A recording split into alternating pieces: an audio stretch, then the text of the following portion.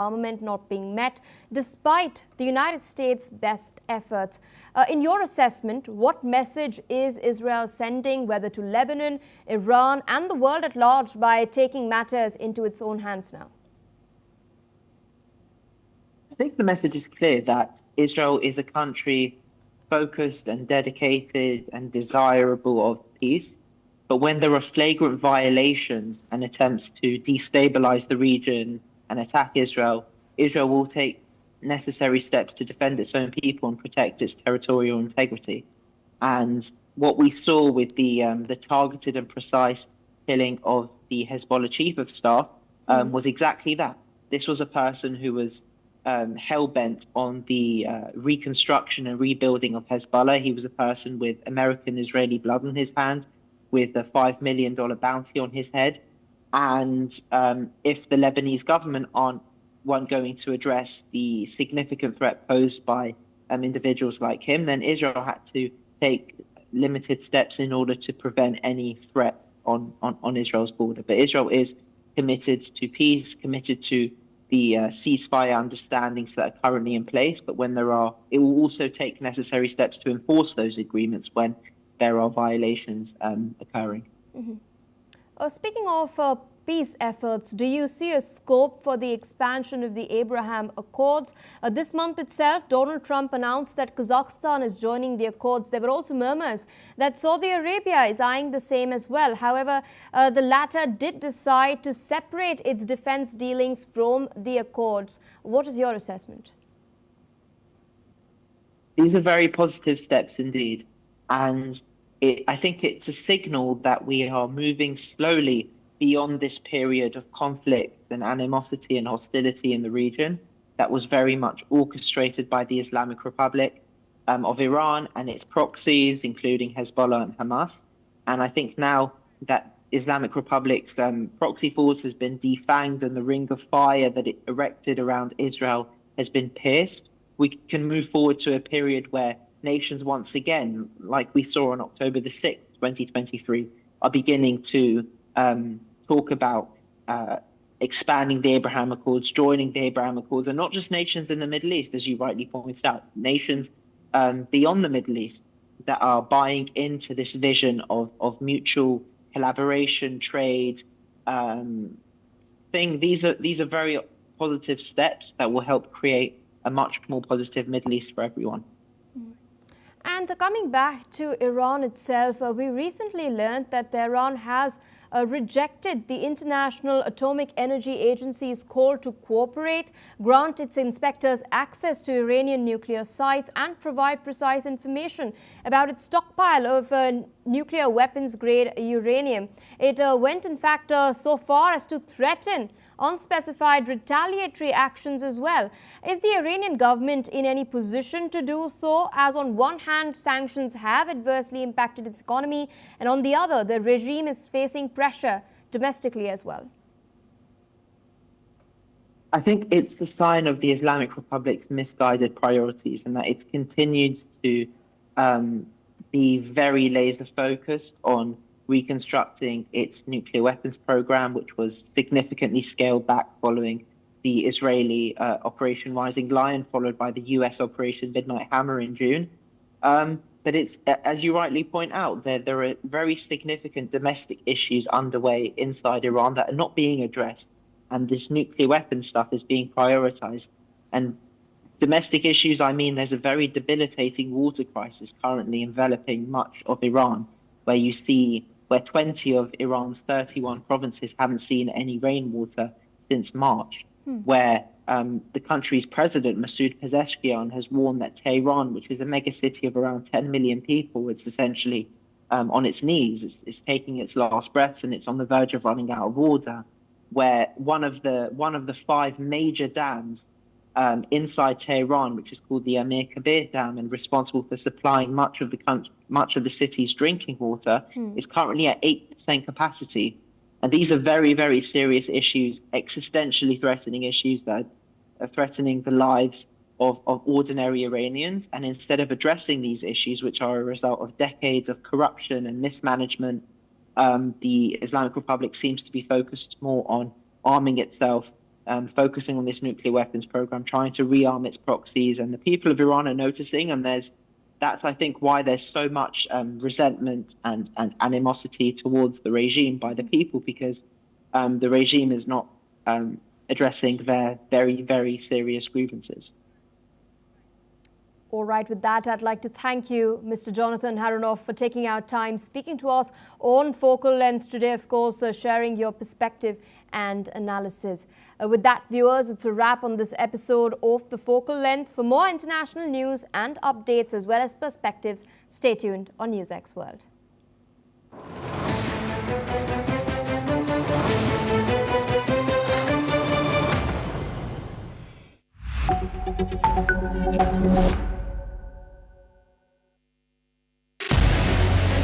What we can do as the Interparliamentary Union to strengthen democracy, to promote human rights, to ensure that humanitarian law is respected.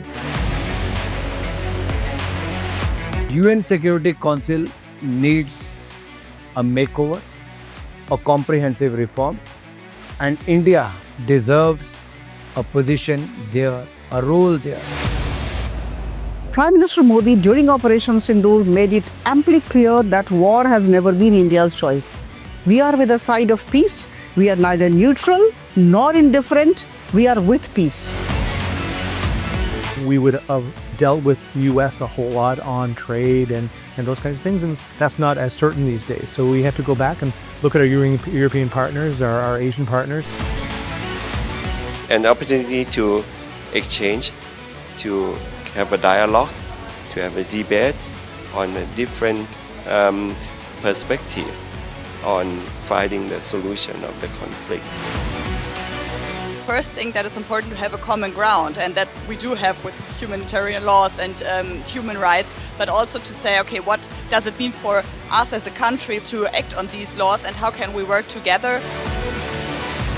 When we realize that there's something wrong with democracy, the institutions and policies, values come together and we take stock, and it's possible then to improve and chart a new course for democracy.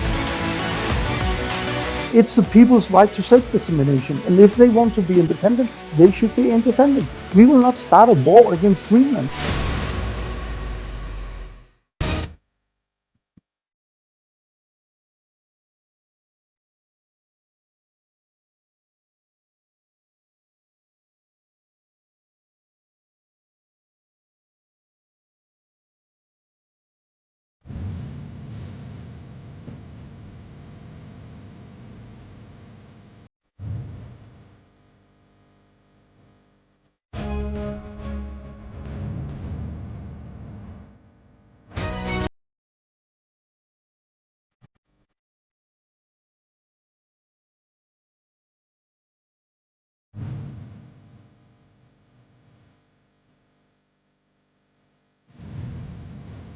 In the midst of this, life persists. In the midst of untruth, truth persists.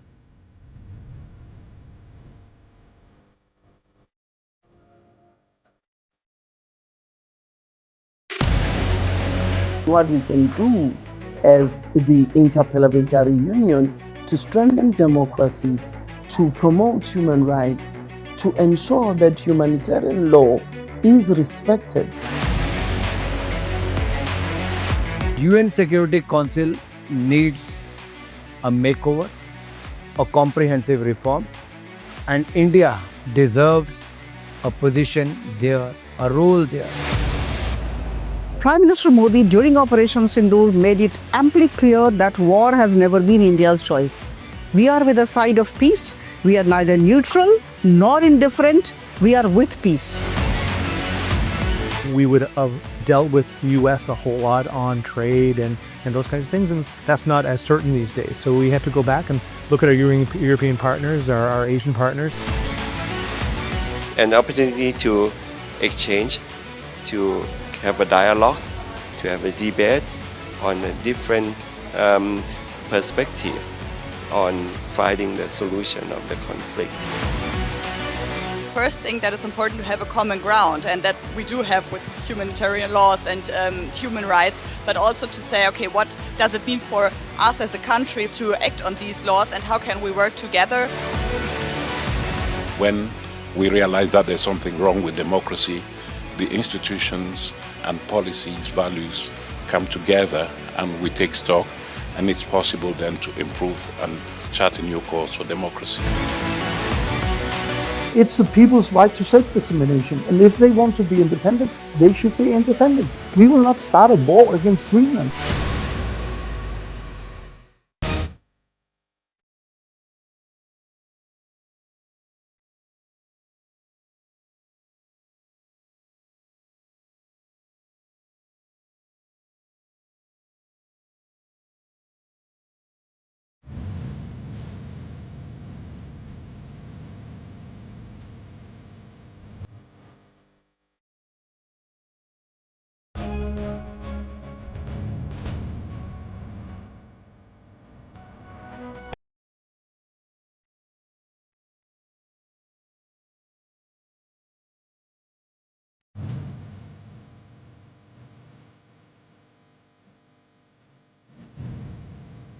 In the midst of this, life persists. In the midst of untruth, truth persists.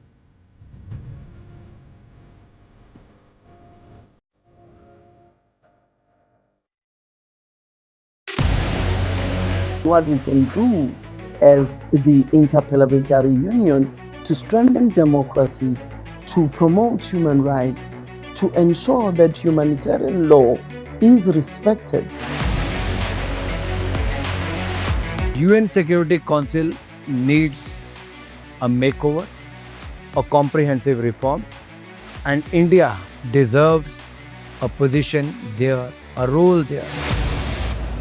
Prime Minister Modi during Operation Sindoor made it amply clear that war has never been India's choice.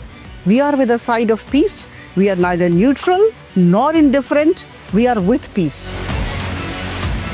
We would have dealt with US a whole lot on trade and those kinds of things, and that's not as certain these days. So we have to go back and look at our European partners, our Asian partners.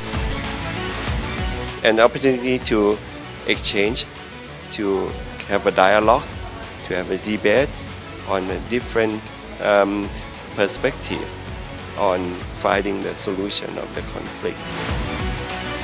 First thing that is important to have a common ground, and that we do have with humanitarian laws and human rights, but also to say, okay, what does it mean for us as a country to act on these laws and how can we work together?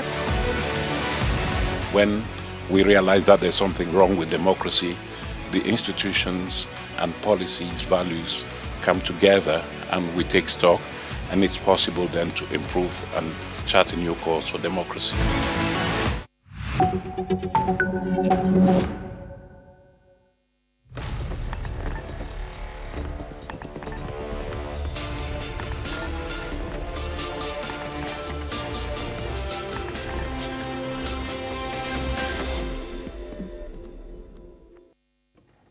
Hello and welcome viewers, I'm Pia and you're watching Gulf Today on NewsX World. On that note, let's take a look at the headlines this hour. Israeli Prime Minister Benjamin Netanyahu has appeared in court first time after requesting Israeli President Isaac Herzog for a pardon in his long-running corruption trial.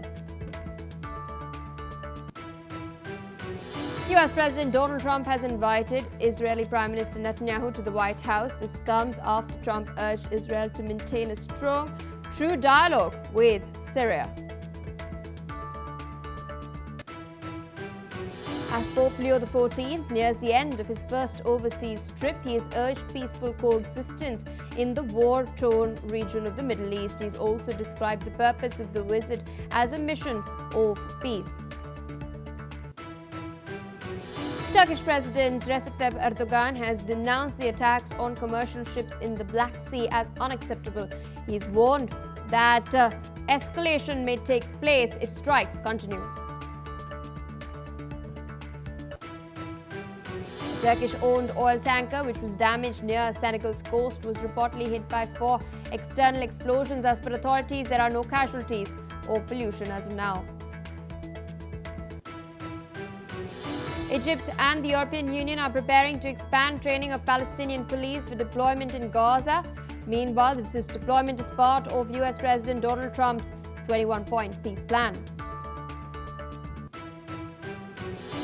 The US State Department has approved the potential sale of sustainment for F16 jets and related equipment to Bahrain. Pentagon has stated that the estimated cost of the deal is $455 million.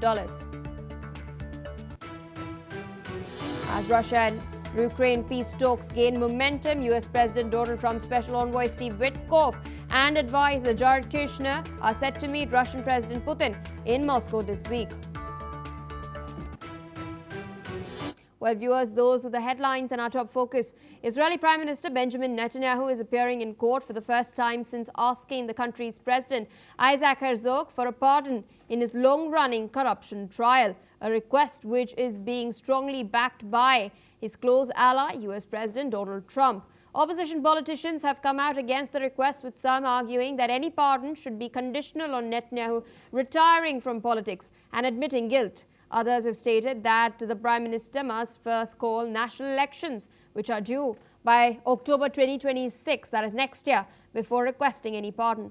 Netanyahu is Israel's longest-serving Prime Minister. He was indicted back in 2019 on charges of bribery, fraud and breach of trust after years of investigations. Meanwhile, he has repeatedly denied any wrongdoing and made no admission of guilt in his request for a pardon. Netanyahu's lawyers have stated that he believed that the legal proceedings, if completed, would end in a complete acquittal. Take a look at what Netanyahu had to say about his request. הגישו היום עורכי דיני בקשה לחנינה לנשיא המדינה. אני מצפה שכל מי שטובת המדינה לנגד עיניו יתמוך בצעד זה. מדינת ישראל ניצבת מול אתגרים כבירים ולצידם הזדמנויות אדירות.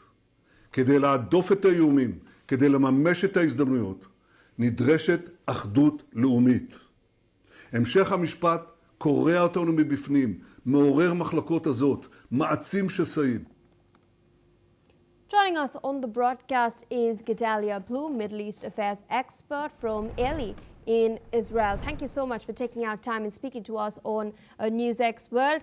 High-profile court attendance by Israeli Prime Minister Benjamin Netanyahu. This is his first since requesting Israeli President Isaac Herzog for a pardon.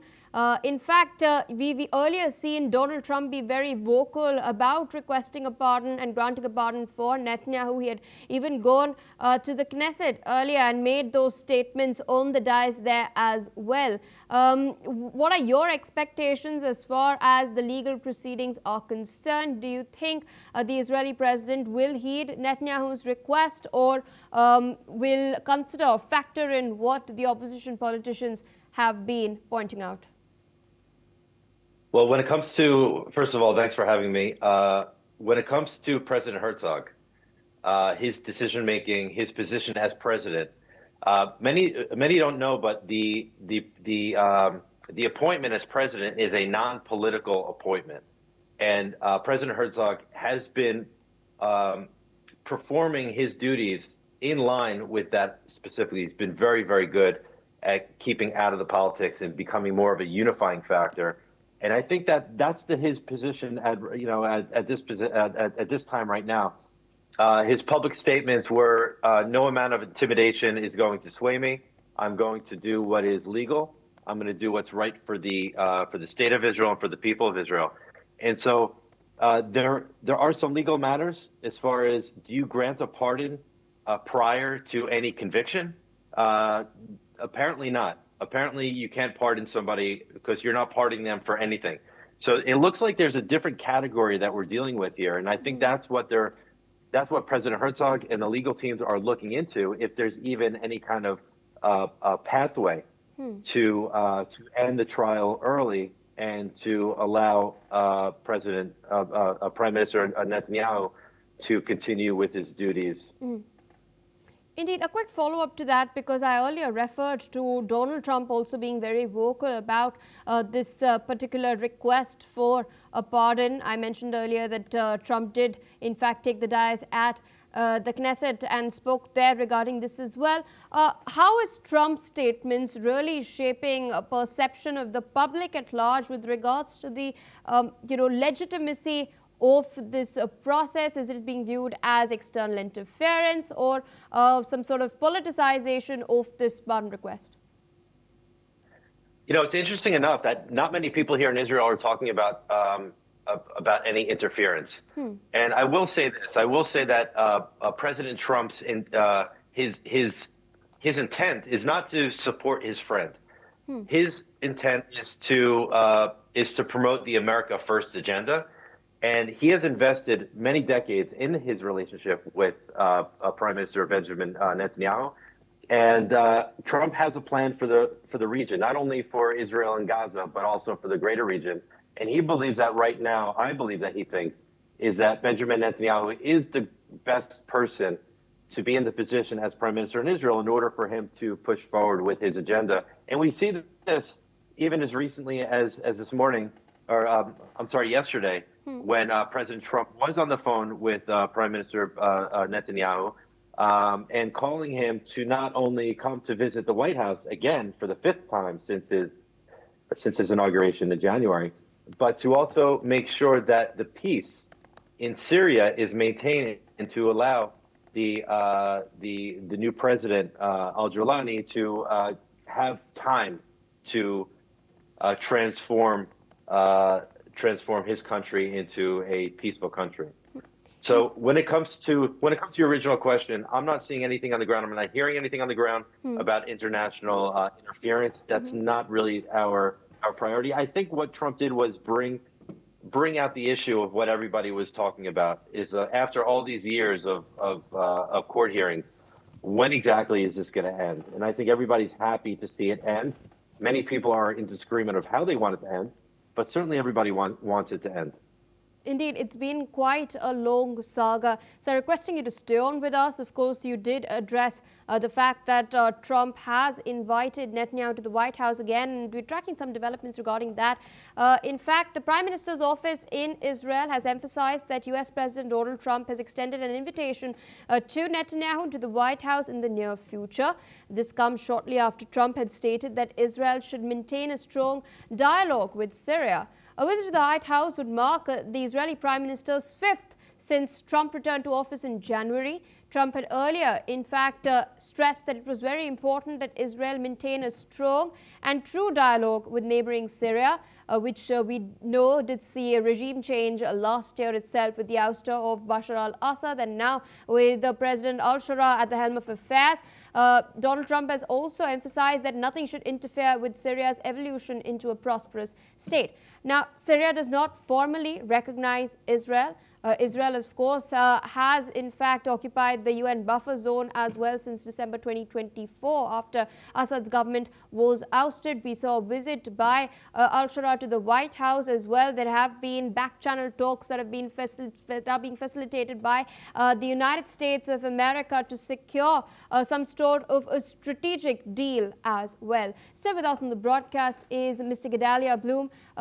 Of course, the interesting developments, we do expect whenever there are meetings taking place at the Oval Office that there might be some big announcement on the cards. We know how Donald Trump really functions. He likes being the focal point of the discussion, of continuously being viewed as the peace broker, deal maker as well. There have been murmurs regarding a strategic agreement being chalked out for quite a few months, of course. So nothing has really transpired as far as that is concerned. But is an agreement on the anvil? No, there's absolutely no agreement on the table, and I think that this is illustrated very clearly with the activity of Trump, of inviting Netanyahu back into the Oval Office, and I think it has to do with Trump seeking to keep Israel close on a short leash, because the northern border of Israel on the Syrian side is very, very fragile right now. Al-Jolani does not have control over his own country. It's It's significantly fragmented, whether it be the Kurdish regions, the Druze regions, the Alawite regions.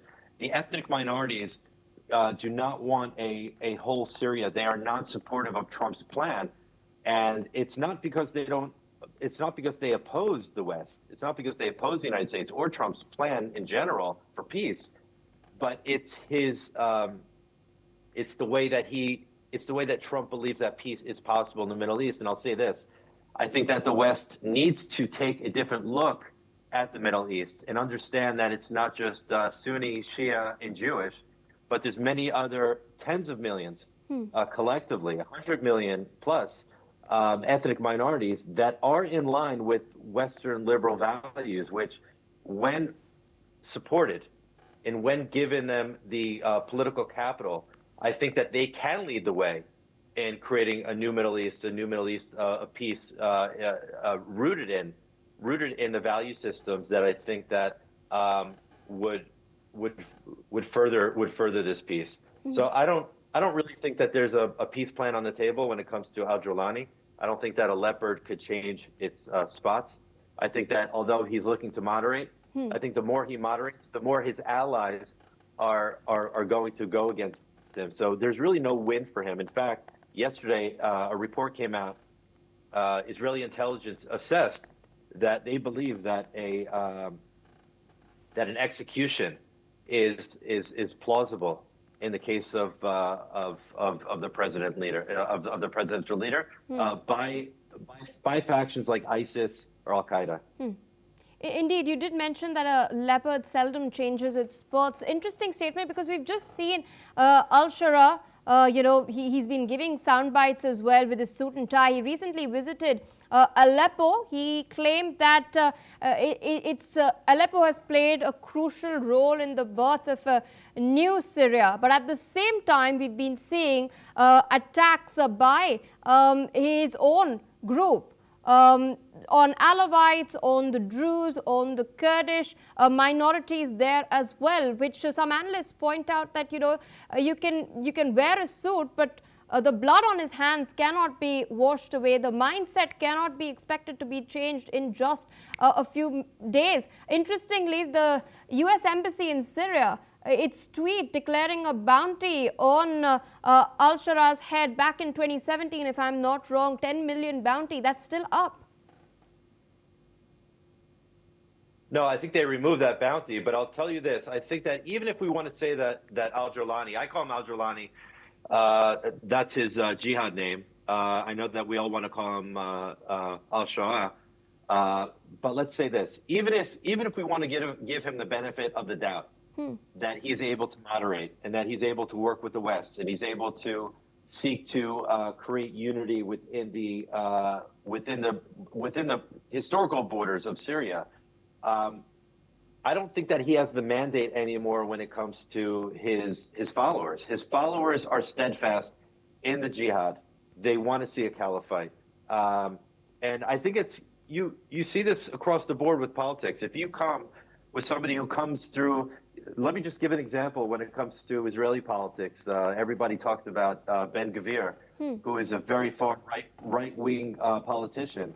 And I'll tell you this, he will never become more mainstream than he is right now because his mandate, his base of people are the ones that are the most enthusiastic, the most right-wing. Now, if he goes to moderate, if he goes more towards the center, not only is he not going to attract followers from the center because they don't trust him for his past, but he's also going to give up his base because he's going to be looked at as being a sellout. And I think that's the position that al-Jawlani is in. I don't think that there's any future with him as a leader. And I think that goes back to the question: will there ever be a peace agreement? And I'll say absolutely not, because he is not the leader to do so. He may have been a transitional leader. He may have been able to start getting the conversation about Syria becoming more moderate. But I think it's time for him to move over, and that there needs to be somebody who is a true uniter, somebody who does have proper relations with the Alawites, with the Druze, with the Kurds, with other ethnic minorities in the region, who are able to come together and understand that the vision of Syria is more of a federation with autonomous regions that are respectful to ethnic ethnic cultures and populations. All right, so with that, I'd like to thank you for taking out time, of course, providing your perspective and insights into these developments. On that note, viewers, we're shifting focus to more news coming in, this time from Lebanon. We're now learning that Pope Leo XIV greeted cheering crowds in Lebanon while on his way to visit the tomb of Saint Charbel at the monastery of Saint Maroon. Pope Leo XIV is the first US origin pope. He arrived in Beirut on Sunday from a 4-day visit to Turkey, where he warned that humanity's future was at risk because of the world's unusual number of deadly conflicts. He's meanwhile condemned violence in the name of religion. Speaking in Lebanon, he has acknowledged the country's deep wounds shaped by years of conflict and political turmoil. He's urged young people not to lose hope, telling them that they have time and that enthusiasm to change the course of history is important. Lebanon, which has the largest share of Christians in the Middle East, has been rocked by the spillover of the conflict between Israel and Hamas. There have also been skirmishes between Israel and the terrorist group Hezbollah that has set up its base in Lebanon, that is trying to regroup after its leadership was practically wiped out last year. This has in fact culminated in strikes that are still taking place up until today. Take a look at what the Pope had to say. Dear young people of Lebanon, peace be with you. Assalamu alaikum. Lebanon's history is interwoven with glorious moments, but it is also marked by deep wounds that are slow to heal. These wounds have causes that transcend national borders and are intertwined with very complex social and political dynamics. Perhaps you regret inheriting a world torn apart by wars and disfigured by social injustice. Yet there is hope, and there is hope within you.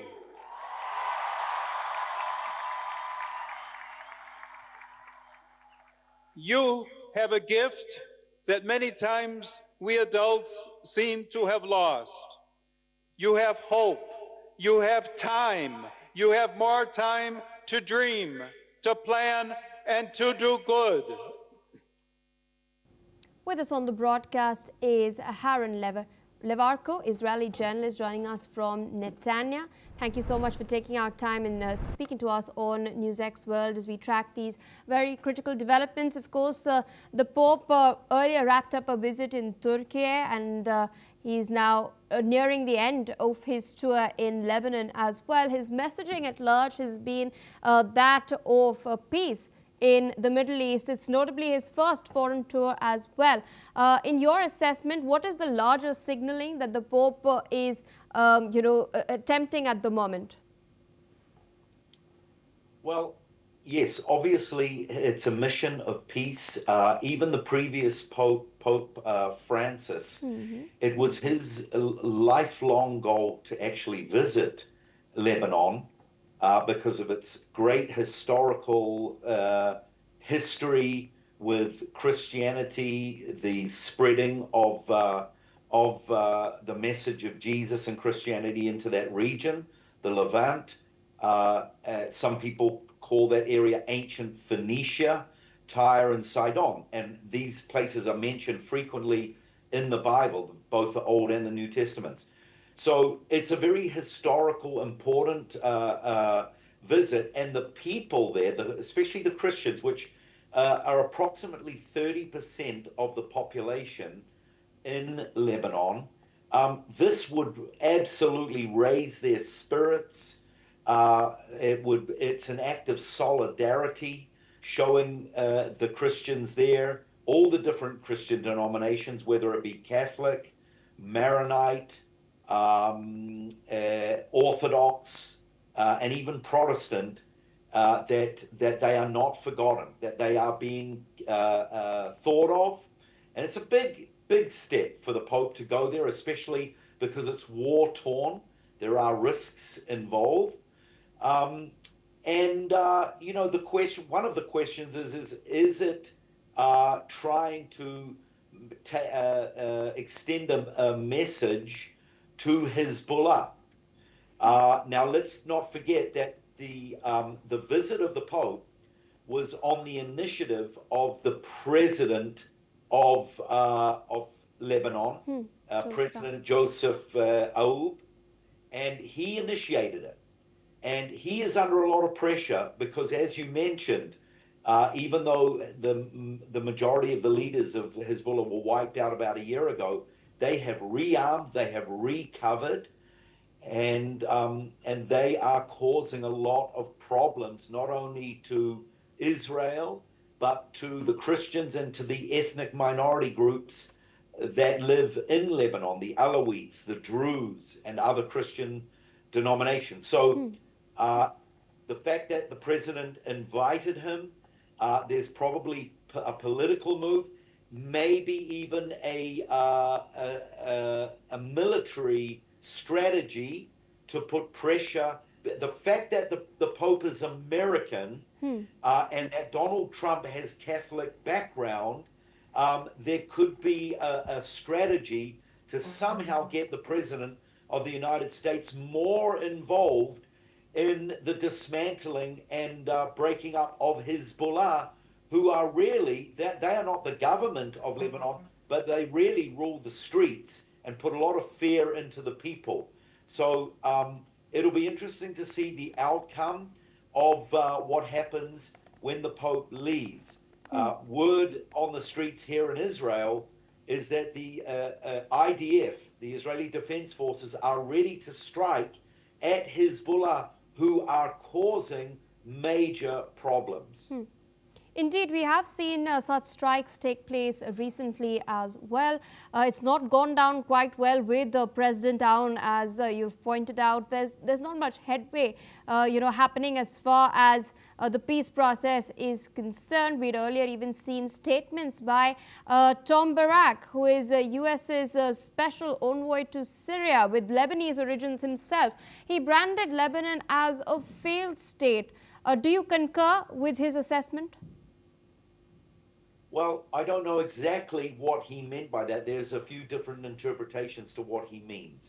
However, it's very clear, very obvious that Hezbollah are breaking every single part of the ceasefire. They are not holding a truce at all.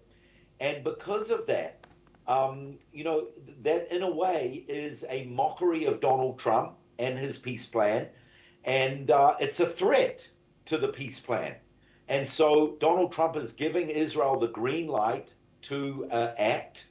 But yes, the president of Lebanon is in a very tight, difficult situation because he doesn't want to come across as a supporter of Israel, but on the other hand, he certainly doesn't want Hezbollah to threaten his government and stability and the people of Lebanon. So he's in a very tough place. So by bringing the Pope, perhaps that is his main goal here, to try and politicize it and maybe reach the ears of Donald Trump.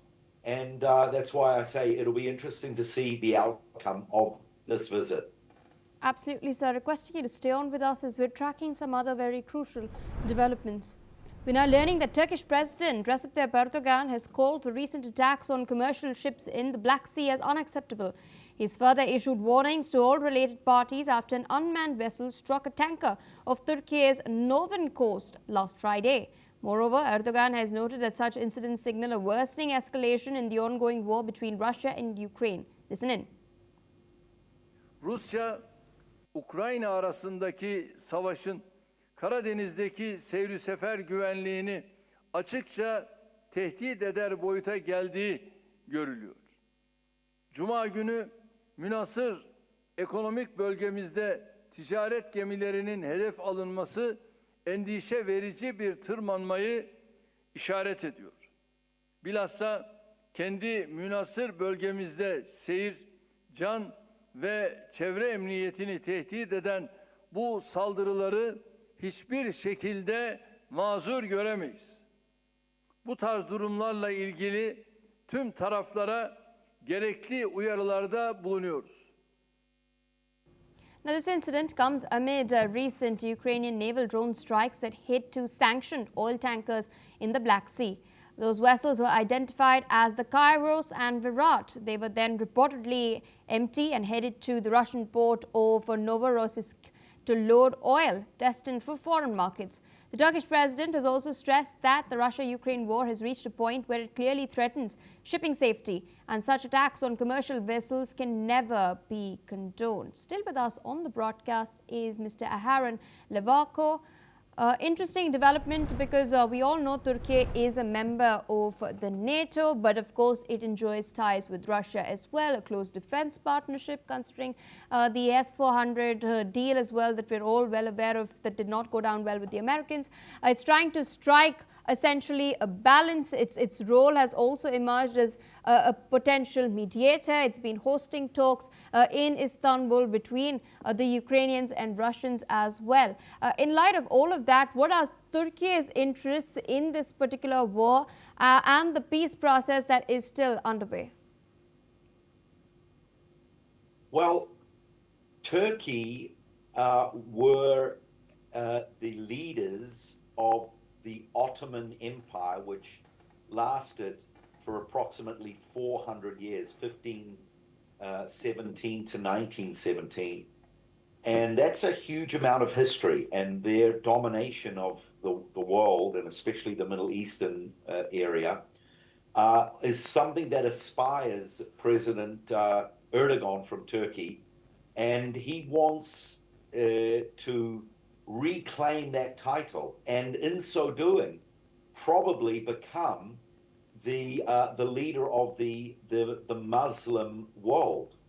So there is, a high motivation there for President Erdogan, in my opinion, to reignite the Ottoman Empire and to be seen as perhaps the leader of the Arab world. He also has interests in places like Syria, and he's even said a number of times that he wants to rule over Jerusalem as well. These are all areas: Syria, Lebanon, Egypt, Israel. These are all areas that the Ottoman Empire ruled and dominated for hundreds of years. So he has a big motivation. And to move into places like Syria, he would probably have his eye on some of the natural resources there, like gas and oil. So we certainly here in Israel are keeping our eye on President Erdogan. But I think it's important, as you mentioned, the fact that he is in the east here, and yet he is part of NATO. And it's a kind of a very precarious situation, something that Donald Trump is aware of, because there are nations that have been, especially with the Russia-Ukrainian situation, and according to the rules of NATO, any nation that is attacked, any NATO nation that is attacked, then all other NATO nations must join forces and protect those nations. And that's something that Turkey have brought up. So it's a fragile situation. And I think the message of the Pope is to be careful, to try to keep stability, and not to inflame any political or military tensions, but rather the opposite, to try and work for peace, which, that is a big role of the Pope, to be a peacemaker and to bring a message of peace. And he chose the ancient place of Nicaea, which, according to history, in the year 325, was one of the very first councils of the church, where a lot of the Christian doctrines were codified and where there were issues regarding splits among the Eastern Church and the Western Church.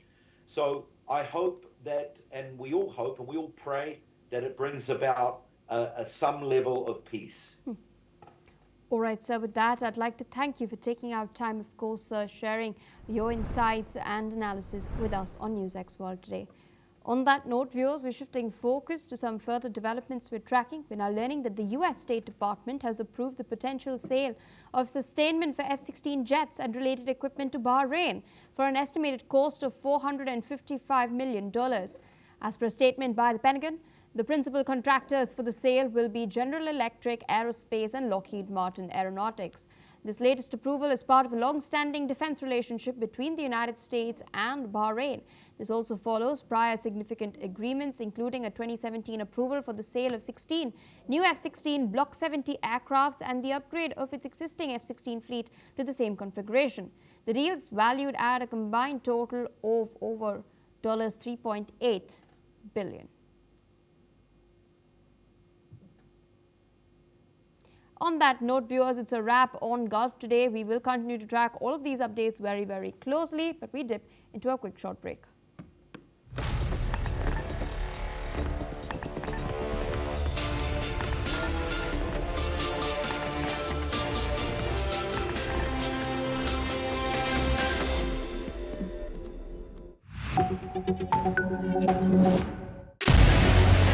What we can do as the Interparliamentary Union to strengthen democracy, to promote human rights, to ensure that humanitarian law is respected. UN Security. Hello and welcome. I'm Kriti Mehta and you're watching NewsX World Report. Now let's take a quick check at the headlines this hour. Hong Kong police arrests 13 people in connection with the last week's deadly fire that killed at least 151 people in a residential complex. Early investigations revealed that substandard building materials contributing to the fire. Death toll from floods and landslides in Indonesia rises to 502. 508 individuals are still missing. Tulip Siddique, the British Labour MP for Hampstead and Highgate, has been sentenced to 2 years in prison by a Bangladesh court over corruption charges related to her aunt, the country's ousted former Prime Minister Sheikh Hasina. Amid the ongoing peace talks on ending the Russia-Ukraine war, US President Donald Trump expresses hope, says good chance of reaching a Russia-Ukraine peace deal soon. As Ukrainian delegations wrapped up Ukraine peace talks in the United States, US Secretary of State Marco Rubio has said that talks were productive, but more work is to be done on the truce proposal. At least 3 people have been killed and 8 others have been wounded in a Russian missile strike on the east-central Ukrainian city of Dnipro. The governor has said that emergency crews are working to put out fires and search the rubble for anyone who may still be trapped. Donald Trump confirmed reports of telephonic conversation with Venezuelan leader Maduro. However, Trump did not reveal further details. This call comes amid escalating tension between both the countries. Venezuelan leader accuses the United States of wanting to take over its oil resources. Venezuela has also asked OPEC Plus to show solidarity in the face of what it calls an escalation that could endanger Venezuela oil production. And viewers, let's shift to the top focus story here on NewsX World this hour. Hong Kong authorities are still investigating the city's deadliest fire in decades, which has now claimed at least 151 lives. Police are continuing their search of the 7 towers at Wang Fu Court, finding bodies in stairwells on rooftops as many residents were trapped while trying to escape. Over 40 people are still unaccounted for. Investigations reveal that contractors used substandard materials, including a green mesh on scaffolding, which did not meet fire safety standards. These materials were hidden in hard to reach areas to avoid inspection. Authorities are facing challenges in identifying all victims due to the severe damage, with some bodies being reduced to ash. Let's take a look at what Hong Kong police has said. 直至到今日下晝4點鐘，已經證實死亡嘅人數咧係一共為151名。咁而我哋都唔排除咧呢個數字咧可能會上。Let's now welcome Madhav Nalapit, who's the director of editorial at the Sunday Guardian, joins us live from New Delhi. Thank you, sir, for joining us here at News World and speaking to us. Now, this is a major tragedy that has unfolded. The death toll in Hong Kong fire incident has now risen to 151. There are multiple issues to be discussed, starting from corruption to the crackdown on dissenters by China, the invoking of the sedition law. How do you see these developments in the wake of the upcoming local election? Look, I'd like to say that there is a lot of corruption in China, let's be honest, and there are anti-corruption drives there, but those drives are mostly to root out political opponents of the group in power in the Communist Party of China, those who are in a slightly different setup than the members of the group that are loyal to the current leadership led by Xi Jinping. Well, many of them have fallen victim to the corruption cases against them. And the reality is corruption is so pervasive. Almost everybody there is making money because official salaries are a joke. They're so small. You can't afford anything. You can't afford schooling. You can't afford even food. I mean, some reasonably good food on the salary that you get. Even senior civil servants get relatively low salaries. So corruption is widespread, there's no question about it. But the Hong Kong fire is a great tragedy. Our condolences go out to all the people who have died there and all the people who are missing and believed to be dead, as well as our best wishes go to those who are grievously injured. But I'd like to say that unfortunately, corruption is a part of life in China, and this kind of fire cannot be kept hidden. I mean, there are many problems like this that are kept hidden by official media. This is too big to be hidden. And frankly, it just shows what corruption can do, because you have inflammable material that is bamboo, and you're talking about this wire mesh. It cannot be wire, it must be some inflammable material. And I mean, really causing the fire to spread and causing all those terrible deaths. So I think this is something that's too big to hide. And I think it has definitely led to a crisis of confidence in the ability of the Hong Kong government to police corruption, especially those who are corrupt have got the blessings of those who are in power in Beijing. Thank you.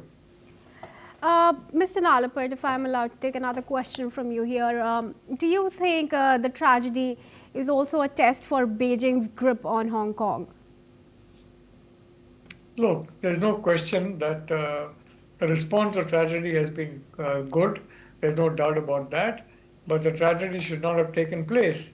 As they say in medical science, prevention is much better than cure. And this could be prevented if non-flammable material had been used in the scaffolding and if highly flammable material had been avoided. So quite frankly, it was a very preventable fire, and it shows that even in Hong Kong, which once had a very relatively clean government, I mean, you know, one important thing about Hong Kong was the salaries were quite high compared to those in mainland China. But today I'm told there's some effort to level the salaries. And let's be honest, today Hong Kong is no different from Shanghai or Guangzhou or any of the cities in mainland China. It's been brought under the direct heel of the Communist Party, irrespective of the promise made during the time of the Hong Kong handover, 1997 something, if I recall, that for 50 years there will not be any repeat. There will be a kind of an autonomous government in Hong Kong, for the next 50 years. Well before that, autonomy has been smashed. The rule of Beijing has been completely established everywhere.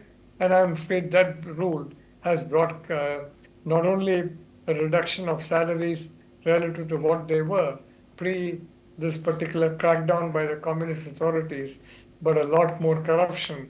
And I think this fire is a fire that demonstrates the fire of corruption that is basically burning all over China and frankly doing immense damage. And I repeat again, they would have tried to hide this, the folks in Beijing, but this is just too big to hide. Thank you. Well, absolutely. Well, thank you for your comment there. Of course, a tragic incident, but many lessons to learn from the Hong Kong high-rise fire tragedy. And with that, we move on to another big development from South Asia. Now, a Bangladesh court has sentenced a British lawmaker, Tulip Siddiq, to 2 years in prison and her mother, Sheikh Rehana, to 7 years for their involvement in a corruption case linked to the acquisition of lucrative land plots in Dhaka. Public prosecutor Khan Moinul Hassan has accused Siddiq of influencing her aunt, former Prime Minister Sheikh Hasina, who took 3 plots for herself and her children. Listen in to the statement. 7 বছরের কারাদণ্ড 1 লক্ষ টাকা জরিমানা এবং অনাদায়ে 6 মাসের jail tulip সিদ্দিককে 2 বছরের কারাদণ্ড 1 লক্ষ টাকা জরিমানা অনাদায়ে 6 মাসের কারাদণ্ড শেখ হাসিনা সহ আরো 14 জন আসামিকে 5 বছর কারাদণ্ড 1 লক্ষ টাকা করে জরিমানা এবং অনাদায়ে 6 মাসের দণ্ড টিউলিপ সিদ্দিক ব্রিটিশ পার্লামেন্টের একজন মেম্বার হিসাবে অধিকতর ক্ষমতার অধিকারী হয়ে তাহার খালা শেখ হাসিনাকে প্রভাবিত করেছেন যেহেতু শেখ হাসিনা ইতিপূর্বে তার নিজের নামে এবং তার 2 সন্তানের নামে 3টি প্লট নিয়েছিলেন সেই জন্য টিউলিপ সিদ্দিকি তার খালাকে এই কথা বলেই প্রভাবিত করেছিলেন যে যেহেতু আপনি 3টি প্লট নিয়েছেন আমার মা এবং ভাই বোনদেরকে 3টি প্লট দিতে হবে Siddiq had previously resigned from her role as a UK Treasury Minister in January due to controversy over her family ties. The case is separate from her financial links to Hasina's supporters, which led to her resignation earlier. Now, Sheikh Hasina was also sentenced to 5 years in prison for her involvement in the land project, and her mother, Sheikh Rehana, received 7 years. Hasina is also facing a death sentence for crimes against humanity related to the last year's crackdown on protesters. And I would now want to welcome back Madhav Nalaput, editorial director at the Sunday Guardian, into the discussion here, sir. Now, there are many nuances in the case. First, to begin with, Tulip claims she's not even a Bangladeshi citizen, but is being tried as one. How is that going to play a role in her conviction? Look, the fact of the matter is there is no real existing legal system in Bangladesh. It's an illegal legal system, so to speak. And, basically that is what is happening in Bangladesh. This is what is called a kangaroo court. And the kangaroo court will basically decide what the extremists who are in power now, unfortunately. Sheikh Hasina was corrupt. She was incompetent. I quite agree. For the last 3, 4 years, 5 years, her rule was insufferable. But what has happened is Bangladesh has been taken over by a far worse crew. The same people who are descendants, the children and grandchildren of those who fought against the liberation of Bangladesh, led by Sheikh Mujibur Rahman and Sheikh Hasina's father. Now, the fact of the matter is that Sunday Guardian is proud to carry a very detailed report about what is happening in Bangladesh. And I would encourage everybody to go on to Sunday Guardian Live and read that report. The fact of the matter is extremism has taken a violent grip there. Minorities, the Christians, the Hindus, the Buddhists, they are subjected to terrible persecution. Moderate Muslims are subject to persecution. And former leaders of the Awami League are subject to persecution, unfortunately in many cases to their execution. by legal or illegal means. And I said there's nothing legal now going on there. So basically illegal means basically, sentencing people who are opposed to you politically. It's exactly what we see happening in China, for example. And I'd like to say it's a shame that Bangladesh, which was once, frankly, a very fast growing, developing country, has now slipped badly and is now no longer growing. It's in fact suffering from a recession, and lakhs of people are being thrown out of work. And this is creating problems among the youth, especially. The very youth who basically mobilized against Sheikh Hasina have now begun to mobilize against the junta in power and the extremist coterie around that junta. So very frankly, I think this is a very sad situation.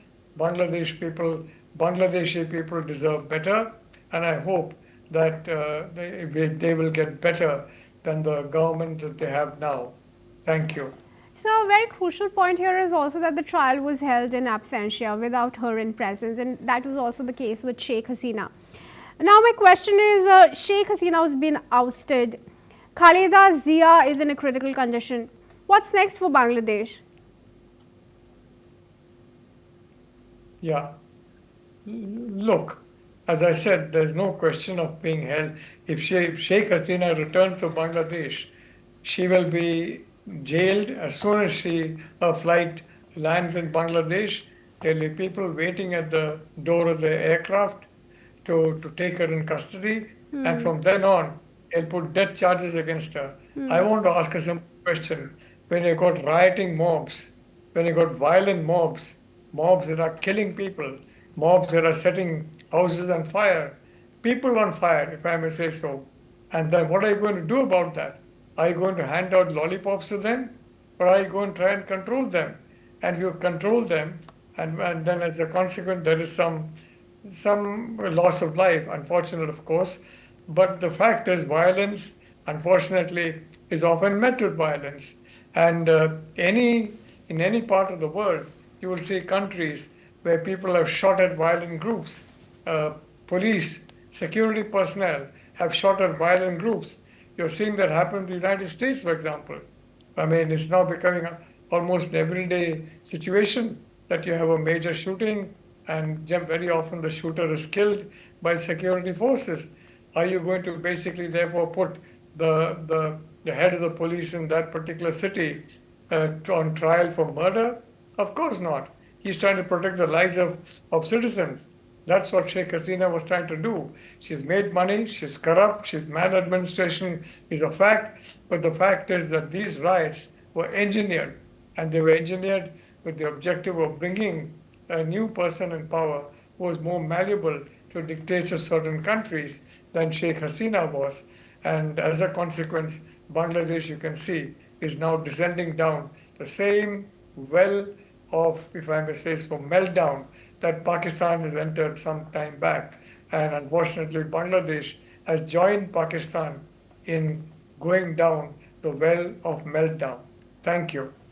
All right, thank you for your comment, sir, and for joining us here at NewsX World. And with that, viewers, let's shift focus to some more news. Now, Ukrainian President Volodymyr Zelensky has arrived at the Elysee Palace for talks with French President Emmanuel Macron. The meeting comes as Kyiv continues to seek sustained military support and deeper security coordination amid ongoing fighting with Russian forces. Zelensky's visit is expected to focus on battlefield needs, long-term defense commitments, and broader European backing for Ukraine. While the Elysee Palace has not released specific agenda details, officials in Paris say both leaders will review latest frontline developments and upcoming diplomatic initiatives.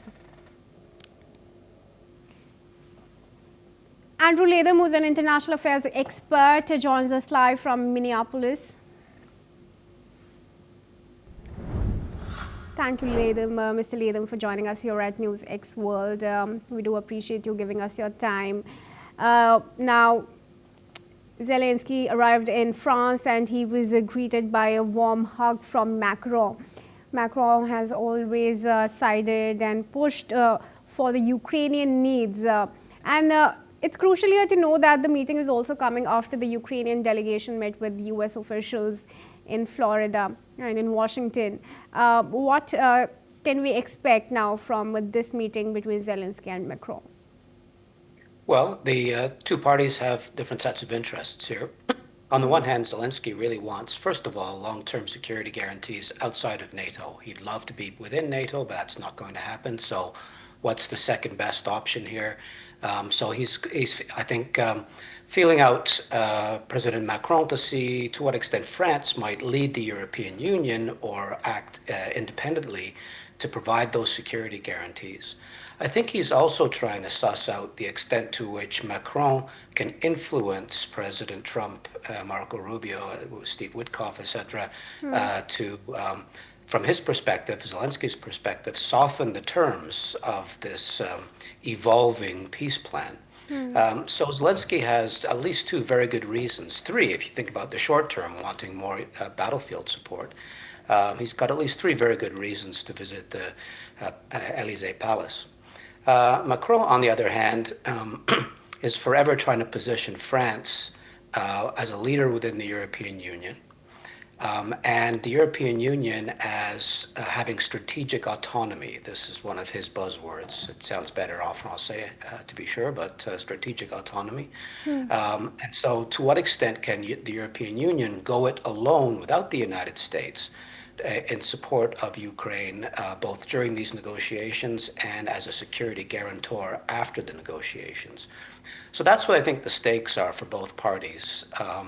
And I think there is ample middle ground there that they can come to some kind of modus vivendi, some kind of working agreement that will allow them both, at least in part, to pursue their short, medium, and even long-term interests. All right. Thank you for your comment there, but do stay on. There's some news now coming in from Israel, where according to reports, Israeli President Isaac Herzog will travel to New York City next week. Now, the visit will focus primarily on meetings with leaders of the local Jewish community. Reports don't suggest whether Herzog will meet US President Donald Trump. The trip comes soon after Prime Minister Benjamin Netanyahu formally requested a presidential pardon, a move Trump is reportedly pressing Herzog to grant. Now, Herzog's visit also follows the election of Zohran Mamdani as New York City's mayor. Mamdani, who is a democratic socialist, has pledged to arrest Netanyahu if he enters the city. Has not taken office yet, though. Let's welcome back Andrew Latham into the discussion here. Mr. Latham, this is a very interesting turn of events. We do know how President Trump has pushed President Herzog to pardon Netanyahu. But Mamdani, who is the mayor of New York City, has made statements quite to the contrary. How do you see this development? Well, it's a very complicated and therefore very interesting topic. First of all, soon-to-be mayor Mamdani has no authority to arrest anybody on an international criminal court charges, and so he's signaling to his base in a very unsavory way that he is opposed to both Netanyahu, but also beyond that to the state of Israel, to the whole pro-Zionist thing. But the Herzog piece is also quite interesting. It's not unusual for an Israeli prime minister to visit New York City, which has the largest Jewish population of any city in the United States. But the timing is interesting. Why now? Why right immediately following Netanyahu's application for pardon? And that's interesting because is he Herzog trying to distance himself from the entire political scandal by going overseas? Or is he trying to represent himself as being above the fray? I'm still the president. I'm still conducting Israel's diplomacy abroad. I'm not going to be sullied and tarnished by this pathetic scandal involving Netanyahu. So it's one of those two things, I think. But it's also simply somebody has to be doing the diplomatic work. And right now, Prime Minister Netanyahu is not available. All right. Thank you, Mr. Latham, for giving your comment on that. And with that, viewers, let's move on now. Israeli Prime Minister Netanyahu has also arrived at the court in Tel Aviv, where he will be on trial over the corruption charges against him. There have been protests since Netanyahu has submitted a pardon request to the president. Netanyahu has said that the long-running cases were tearing the country apart. Meanwhile, some protesters have reacted. Let's show you. Yesterday, Benjamin Netanyahu, the so-called Prime Minister of Israel, requested to be exonerated from all his files. And we're here to say there's no such thing as being exonerated from files, from being a criminal. And he is a criminal, and he should be standing on trial just like every other citizen in Israel. We've been coming here almost once a week throughout Benjamin Netanyahu's trial to make sure that the trial continues, to express our dismay, and especially today after Bibi Netanyahu, without pleading guilty, without taking responsibility, asked Herzog for a pardon, which we find unacceptable. There's still a law in Israel, and that's fine. Let him confess his crimes, let him claim his guilt and responsibility, and then ask for a pardon. Moving on, viewers, now Pope Leo I, US pontiff, arrived at the monastery of Saint Maro in Anaya in Lebanon, where he visited the tomb of Saint Charbel. Cheering crowds had gathered to welcome the Pope, hoping his visit would promote peace in the country. On his second overseas trip following Turkey, Leo urged Lebanese leaders to continue efforts toward peace in the aftermath of last year's conflict between Israel and Iran-backed Hezbollah and the continuing Israeli strikes. The 70-year-old Pope described his visit as a mission of peace and will remain in Lebanon until December 2. Listen in to what a few localites had to say. نتأمل زيارة البابا على لبنان وعلى بيروت وتعم السلام ببيروت وبلبنان وبالعالم كله. زيارة البابا زيارة أمل وزيارة تجديد للبنان الله بيريد. يعني لبنان من وراء زيارة البابا رح ياخد مسار